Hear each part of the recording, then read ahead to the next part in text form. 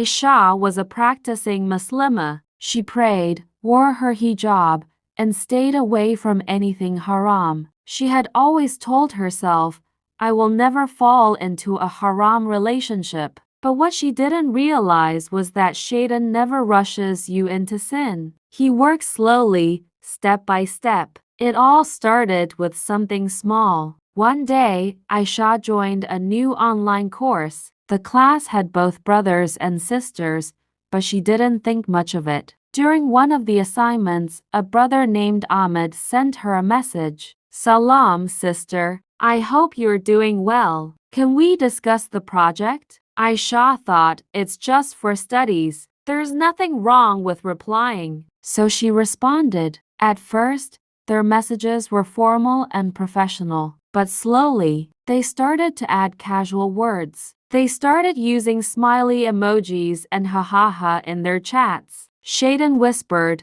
it's nothing serious. You're just being friendly. A few weeks later, Ahmed messaged again. Hey, I noticed you seemed a little quiet in class today. Is everything okay? Aisha was surprised. Oh, that's nice of him to ask, she thought. She replied, yeah, just feeling a little stressed with assignments. Ahmed responded, don't worry. You're really smart. I know you'll do great. That small compliment made her smile. It felt nice. And so, their conversations became more personal. They started talking about life, about stress, about dreams. Shaytan whispered, he understands you. He cares about you. What's the harm in talking? Days turned into weeks. Aisha started waiting for Ahmed's messages. Whenever her phone buzzed, her heart raced. If he didn't text, she felt empty. One night, she was feeling down. She had an argument with her parents. She texted Ahmed,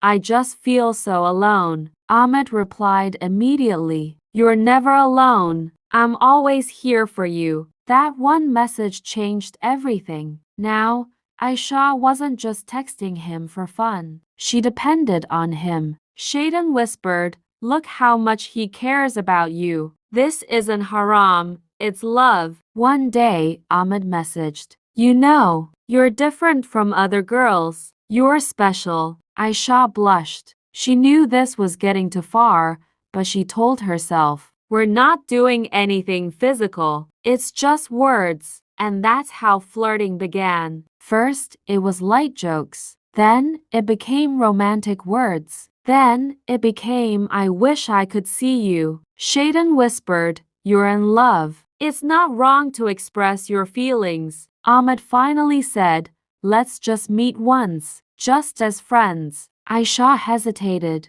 Her heart said no, but her emotions said yes. She told herself, it's just one time. We'll just talk. So, she met him, and when they sat together, Ahmed looked at her and said, you're even more beautiful in person. Her heart melted. Shaytan whispered, this is love. How can love be haram? Can I just hold your hand for a second? Aisha hesitated, but she didn't want to disappoint him. She let him, and that was it. The barrier was broken. One sin led to another, until it was too late. The wake-up call. One day, Ahmed changed. He started replying late. He became distant. And then, one day, he stopped replying completely. Aisha felt crushed, heartbroken, used, and worst of all, she felt distant from Allah. She cried all night, thinking, how did I end up here? But then she realized, it didn't happen all at once. It happened step by step. Shaytan didn't tell her to commit zina on day one. He just whispered small, innocent things, and each step felt harmless, until she was trapped. The lesson: protect your heart. My dear brothers and sisters, this is how Shaytan works. The Prophet Muhammad said,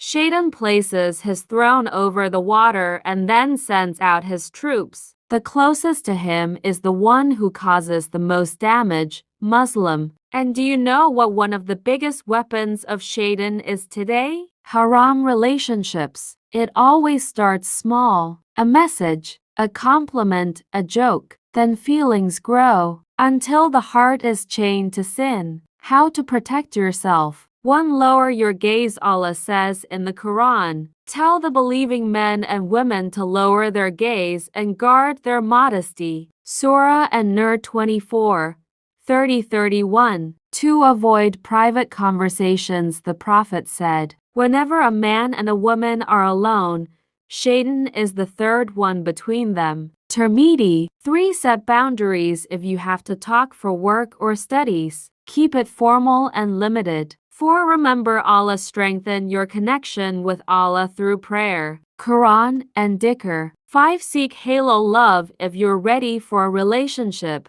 seek marriage through halal means. A final message. If you've fallen into this trap, don't lose hope. Allah says, do not despair of the mercy of Allah. Indeed, Allah forgives all sins. Surah Az-Zumar 39-53. Repent sincerely. Cut off the haram relationship. Return to Allah before it's too late. Because true love is not in haram relationships. True love is when someone brings you closer to Allah, not closer to sin. May Allah protect our hearts from the whispers of Shaytan and guide us to what is pure and halal. Ameen.